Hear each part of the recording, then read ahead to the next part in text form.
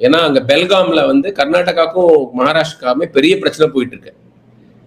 பெல்காம்ல வந்து மகாராஷ்டிரக்காரங்க இருக்காங்க, அவங்க மராட்டி பேசுறவங்க இருக்காங்க, அவங்களுக்கும் கன்னடா பேசுறவங்களுக்கும் தகராறு போயிட்டு இருக்கு. அவர் தெரியாம இருக்காது.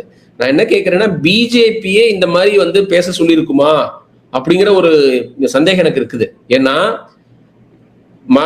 மும்பையை பொறுத்த வரைக்கும் எல்லாருக்குமான சிட்டிங்கிற எண்ணம் உள்ளது பிஜேபி. அதுக்கு ஓட்டு போடுறதுல வடநாட்டவர்கள் ரொம்ப ரொம்ப முக்கியமான கான்ஸ்டிடுவன்ஸ். குஜராத்திஸ் பிஜேபியை பயங்கரமா பேக் பண்றவங்க மும்பைல. அதனால இந்த மாதிரி நீ ஒரு கல்லை விட்டு பாரு அப்படின்னு கூட சொல்லியிருக்கலாம். ஆனா சொல்லாமலும் இருந்திருக்கலாம். ஃபட்னவிஸ் பேசுறத பார்த்தா எலக்ட்ரல் ப்ராஸ்பெக்ட்ஸ் அஃபெக்ட் ஆயிடுங்கிற மாதிரி பேசுறாரு.